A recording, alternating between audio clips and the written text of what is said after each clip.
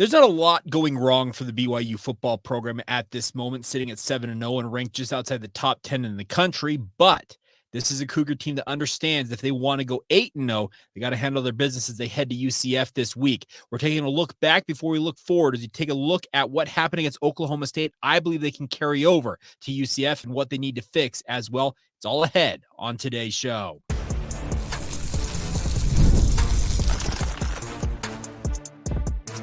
You are Locked On Cougars, your daily podcast on the BYU Cougars, part of the Locked On Podcast Network, your team every day.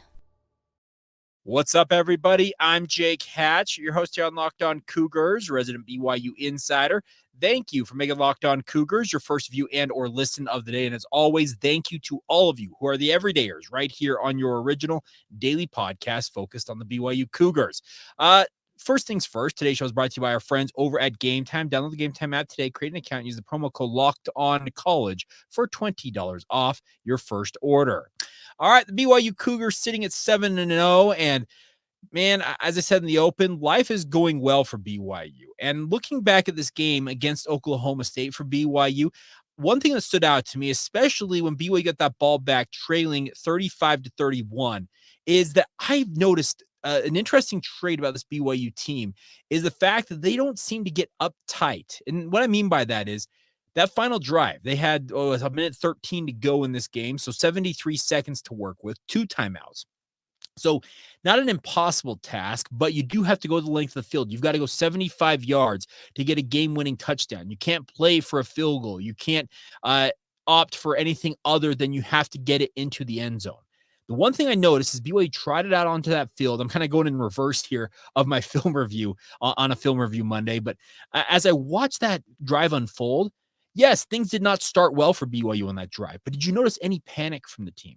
I didn't. And that's one thing I really like about this BYU football program this season is they don't get overly caught up in the moment as probably the easiest term for me to utilize there. And I noticed this was a team that was calm, it was effective, and it had belief it was going to go get the job done. Yeah, it came down to a 4th down that Jake Retzlaff had to hit Chase Roberts and then got it by maybe a half of a yard. But then Jake decides, okay, I'm going to tuck this ball and run. He has a linebacker who kind of assumes he's going to, I think, angle towards the out of bounds and save some of the clock. And Jake makes a great decision, cuts it up inside of that. I think it was the linebacker, and then picks up that yardage to get down to the 35-yard line. And then one play later, magic happens, to use the Austin Collie term. He hits Darius Lassiter. Lassiter sidesteps a few tackle attempts, waltzes into the end zone, and that's history. That drive to me, I think, said a lot about this BYU team. And what did it say to me? It said to me, this is a team that understands where it's been and where it wants to go.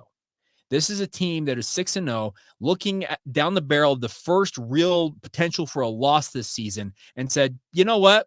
Not today. That is something that is admirable about this squad. Other things I learned in that game, rewatching it, is BYU's offensive line continues to get better and better and better. And Connor Pay being out obviously is a big deal for BYU's offensive line. But when Connor Pay moves on after this season, I think BYU's got their center of the future. Bruce Mitchell looks like he has taken to that position like a duck to water. It's really, really cool to see this kid doing his thing. And it's crazy to consider that we're in October now, going back to March. So let's say conservatively 7 months ago, he was planning on playing defensive line this season for the Cougars, as he had the previous 3 years he was in a BYU uniform. Jay Hill sits him down and says, hey, we think you're better fit on offensive line, takes that position and has made himself into, I don't think, even when Connor Pay comes back, I don't think you can take Bruce Mitchell off the field. Is that going to come at the expense of maybe a Sonny Makassini or Austin Leausa in terms of losing their job? Potentially. But for the time being, he's absolutely phenomenal at that right guard spot. And overall, the offensive line for BYU did very, very well.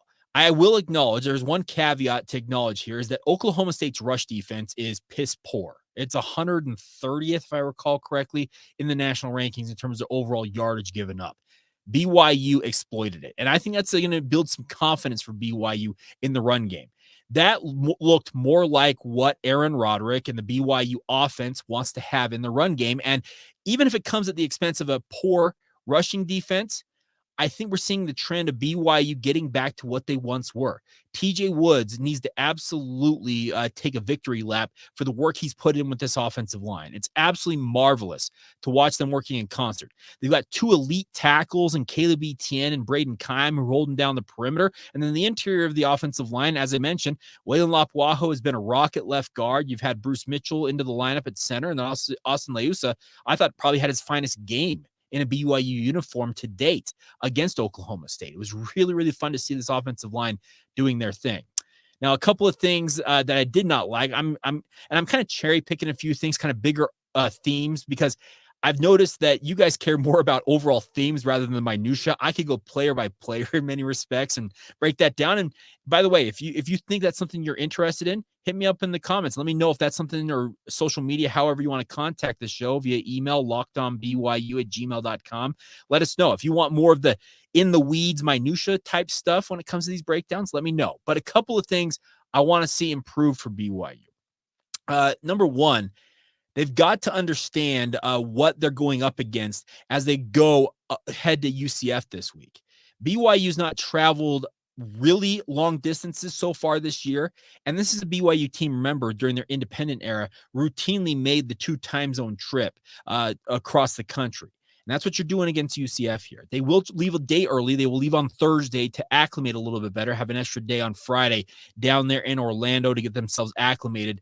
But they've got to understand this is going to be a body clock situation that is going to affect them. Now, I was minorly concerned that the BYU would have that 10 a.m. Mountain Time kickoff against UCF, or it would be a noon Eastern time.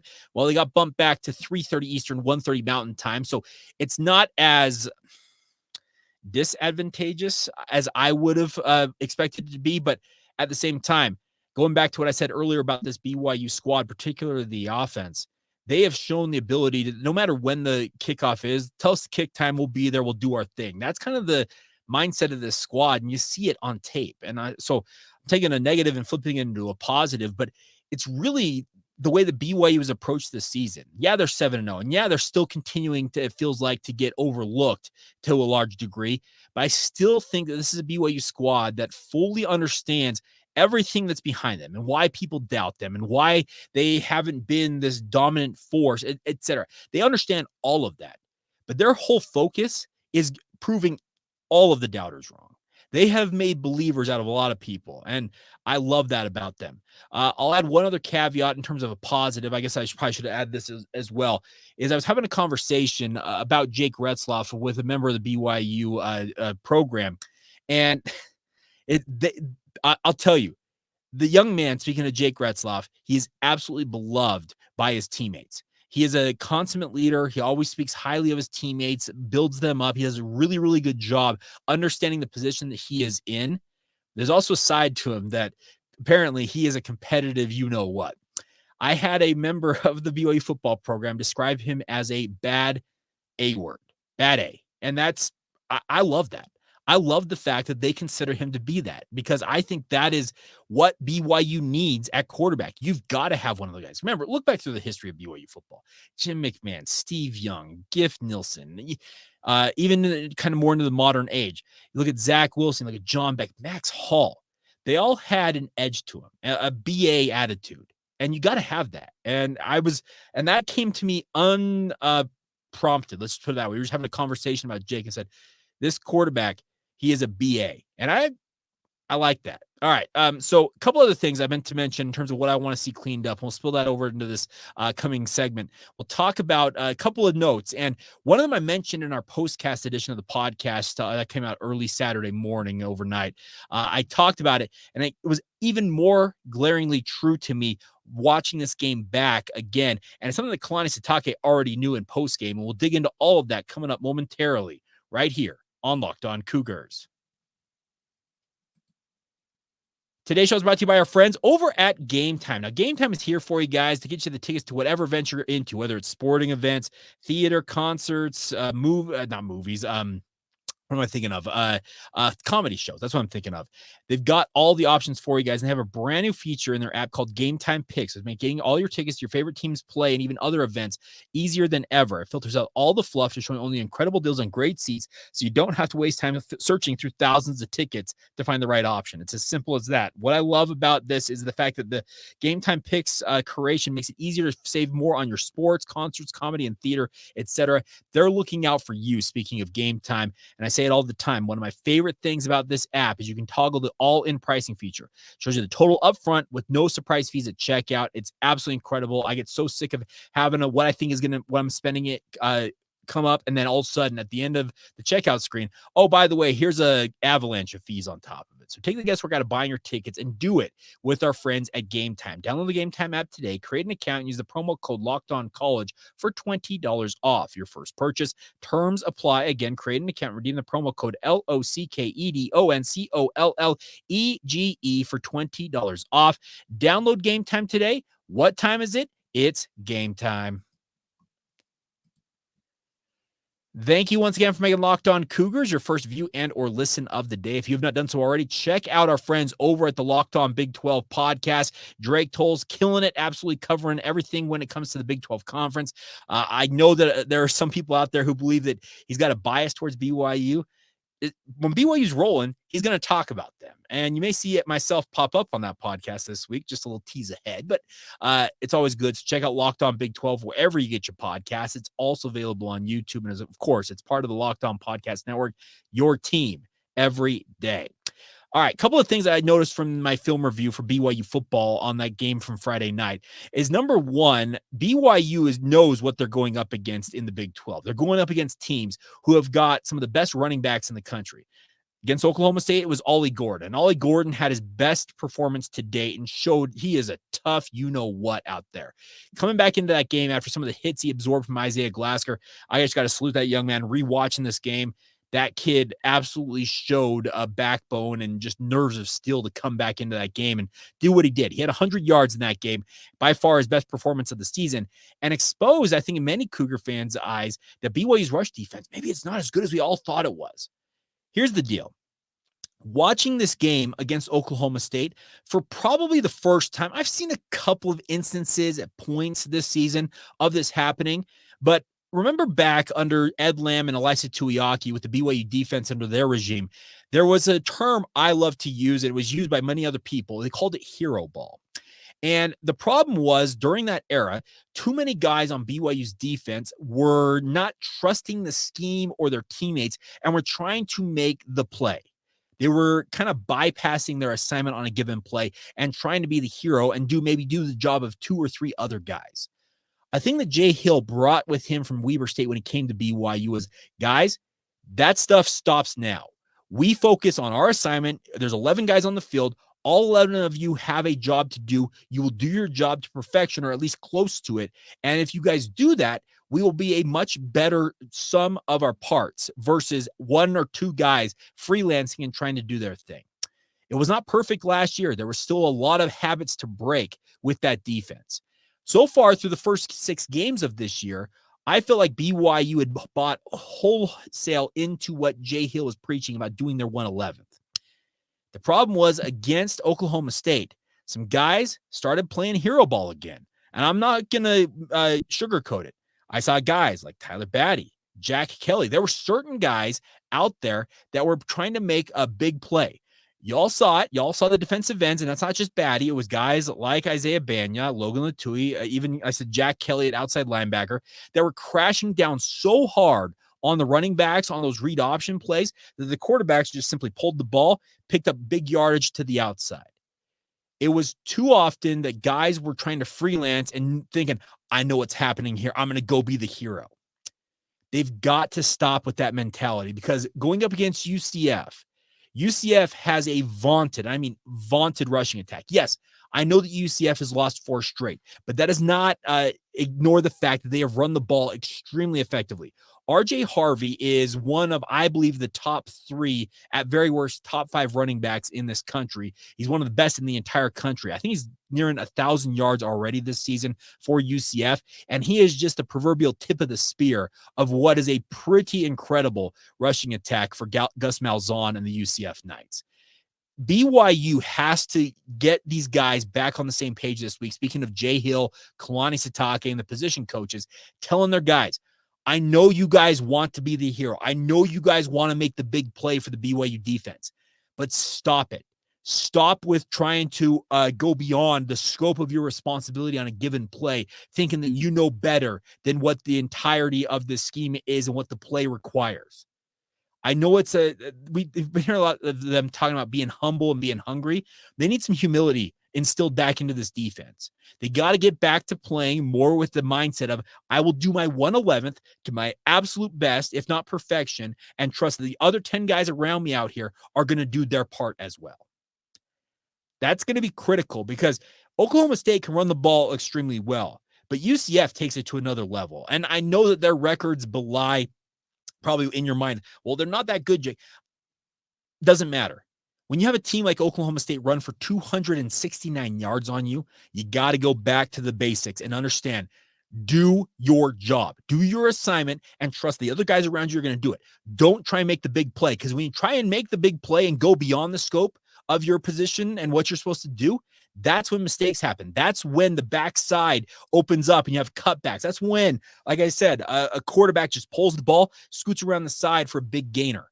You've got to understand that there is more to just you. There's more than just you in this scheme, and you have to trust that your teammates will match what you're doing at the same time. Yes, there are going to be times that Jack Kelly's going to make a star play. There's going to be times that Tyler Batty make that star play. Isaiah Banya, Isaiah Glasker, all of them will have their moments, but they come within the scope of understanding that you don't go beyond what you're expected to do on a play and try and maybe do one or two other guys' job because maybe you don't trust them in that instance.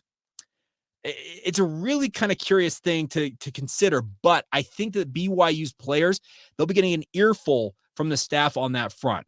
One other thing in terms of improvement for BYU, I just want to mention before we move along, because we also need to talk a little bit about the national rankings for the BYU Cougars, is the other thing I noticed watching this BYU team is they got punched in the mouth. And they staggered for a minute and they punched back finally. But the thing about it is, this is a BYU team that I think after some of the success they had going 6-0, they learned from getting punched in the mouth proverbially by Oklahoma State. The one thing I don't like is that when you're trying to, sell a call, stop it with the flopping. I think somebody saw it was on a PAT. Isaiah Banya barely gets brushed by an offensive lineman and goes full LeBron James trying to sell a foul call in the NBA. It's the second time a BYU player that I can remember, it was Tyler Batty earlier this year, that tried to sell one with an awful flop. I don't know what is being talked about with that, but stop it. It is a really, and I'm going to use this term because it's in vogue, it's a cringe move. And I don't like seeing it from BYU. Play the game straight up. If guys take cheap shots, they're going to take cheap shots. But don't try and bait guys or try and sell the fact that you're trying to bait guys into giving you that call. A lot of you know that I do a lot of soccer coverage for my radio station, the KSL Sports Zone. I'm part of the pre-half and post-game show for Real Salt Lake. Soccer, particularly men's soccer, has got a pretty bad rap for guys absolutely baiting opposing players into calls, baiting the referee into giving them free kicks, penalties, yellow cards, red cards, all that stuff with pretty innocuous contact, but selling it to high heavens.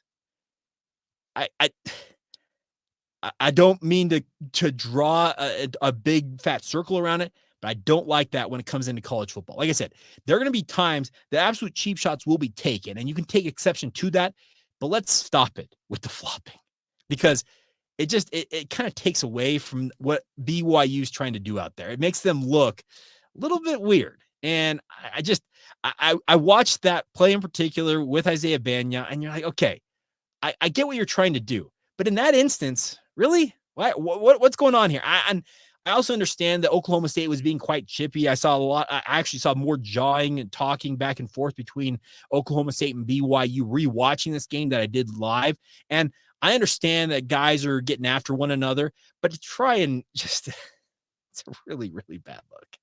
It's going to be shown on the Sports Center bottom 10. It's going to be roasted by pundits all over the country. It's just, and I already saw it. I think it was College Football Final on ESPN, and it was like, that's $1, and it's kind of like, hey, that's a fine. And it was the very first one they showed.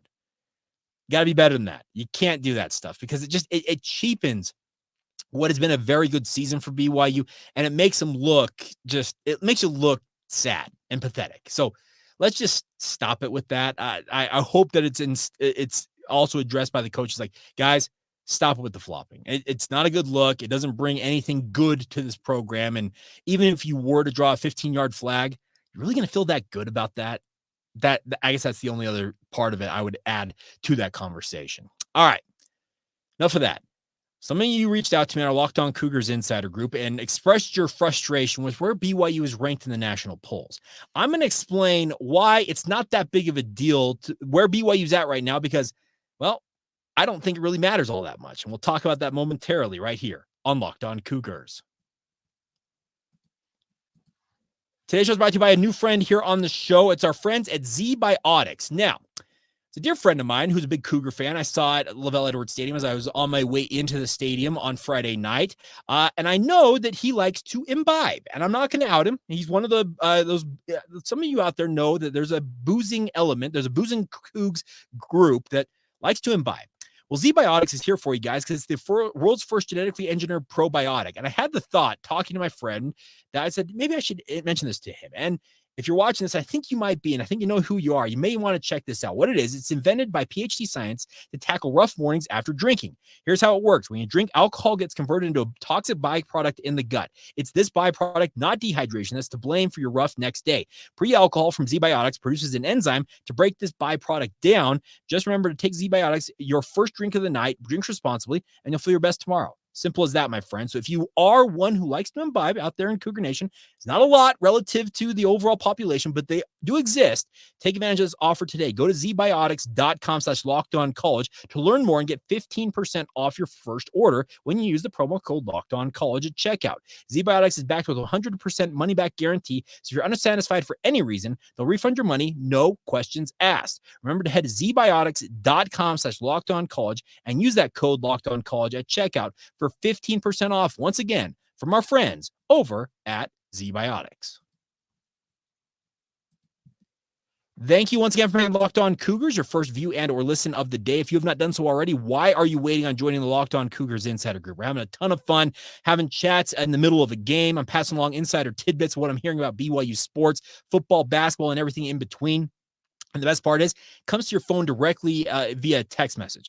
You don't have to go to a message board or log onto a website to get the inside intel you crave. It comes right to your phone in the form of a text message. You can fire back with your thoughts all the time. And the feedback the Cougars, Locked On Cougars Insider Group has been helping me with this season, it's been absolutely priceless. So thank you to all of you who are already in the group. If you're not, join us today. You get a 14-day free trial to see if it's the right option for you guys. Click the link in the show notes below, whether you're watching this on YouTube or getting it wherever you get your podcast, and join us today. And it's just $5 a month after that. So if you can spare $5 a month, join us and have some fun with us with the Locked On Cougars Insider Group. All right. Before we go on today's show, I had a couple of those insiders reach out to me and say, Jake, how in the world is BYU ranked where they're ranked right now when you have teams like Notre Dame and Clemson in front of them? Frankly, my thought is, do you realize those names, Clemson, Notre Dame, they have national cachet? And I am the furthest thing from saying that there's a reason why names should matter when it comes to national polls and voting and all this stuff. I am the first to say you should look at resume first and foremost, but I am not like most people. And there are voters across the country who believe that BYU in the AP poll is ranked 11th. That's what they moved up to this week. And then in the coaches poll, they're 12th. So they're just outside the top 10. But as many of you pointed out, Notre Dame, who lost to Northern Illinois on their home field already this season, has been in front of BYU most of the season. Also, Clemson, who got absolutely boat raced by Georgia earlier this year. And if I'm not mistaken, Clemson's got exactly one win over a winning program this year, they're in front of the Cougars. I wish I could say that bias doesn't exist, but trust me, I work in the media sphere. Bias exists in every facet of it. No matter how many people say, oh, I'm not biased when it comes to me breaking down things and talking about sports, it exists. It's just inherent to what's going on. And it's unfortunate because I think that resume-wise, BYU should be a top 10 team right now. But there are a lot of people still holding some reservations. Looking at the voters, they have that list that comes, I think, from Reddit, CFB on Twitter or X. They put out each week how the pollsters voted. I don't know if that comes from the AP or if they put it together themselves. And looking at it, BYU is pretty firmly, by most people's votes in that poll, between 11 and 13. There is one voter, and I just closed out of it, that has BYU up at number 4 in the country. So there are believers. There are still people who are harboring some doubts about BYU. And the other thing is, if you look at our friends over at FanDuel, the opening line for BYU at UCF, when I saw it, was BYU minus 1.5. They think it's a near pick'em when it comes to BYU facing off against a UCF squad that's lost 4 straight games. There is still something out there when it comes to BYU that gives people pause. And I don't know what it is, because I've been breaking this team down as close as anybody, I feel like. And what I have seen from this team is they've got a whole new mindset. And as I mentioned earlier on in today's show, they have got this ability to compartmentalize. It feels like, okay, we're down 4. We got 1:13 to go. All right, let's go to work. And they motor right down the field. Yes, it took some magic early on in that drive, but then they worked their way down the field methodically and win the game. And the best part about it was, there was celebration going on, but there were a bunch of those guys on that offense that I felt like, you know what? We did what we're supposed to do. I wish more people could see that from BYU. Maybe they'll see more of that against UCF this week, but BYU has to handle their business against UCF, because the sports books out there are not believing in BYU. Once again, they're 7-0. They're just outside the top 10. And somehow, some way, they are just a 1.5 point favorite over a team in UCF that has lost 4 straight games. It is crazy to consider that much of a disparity and them thinking it's going to be that close of a game. But there is something given national pollsters pause about BYU and the sports books. And I think it's just going to continue to be one of those things that BYU can hold on to and use as motivation. If I'm Kalani Sitake, I'm walking into the room, guys, we're 7-0. You see what the sportsbook think about us? Oh, they think we're in a practical pick'em against a team who's lost 4 straight games. And we've seen on the cut a couple of times this year, the Kalani Sitake that I wish he showed more when it comes to outward appearances. He's a congenial person just by nature. He is absolutely that person, but there's an edge to him, and he shows it with his team. And you see it, you've seen it in some of his speeches in the locker room on the cut editions they do from BYU football and the BYU media team. And that's the coach, I hope, that walks into that meeting room and says, guys, we're going up against a team that's lost 4 straight games, and people still think you guys are going to lose this game potentially. They think you're 1 point better than a team that's on a 4-game losing streak. Go prove them wrong. That's got to be the message to this BYU squad. And the thing about it is that there were some people out there as well in my mentions over the weekend who said, Jake, I feel like BYU got a little bit of a big head against Oklahoma State. If they did, they got a major scare, and that should humble them, and they should be back in the right mindset.